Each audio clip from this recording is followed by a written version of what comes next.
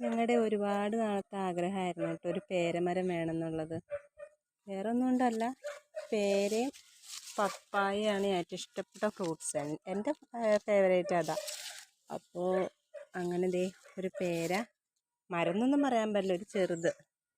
അപ്പോൾ കുറേ നാളായി ഇതിങ്ങനെ കാത്തു സൂക്ഷിച്ച് ഞാനിങ്ങനെ കൊണ്ടേ നടക്കുമായിരുന്നു ഈ പേരെ.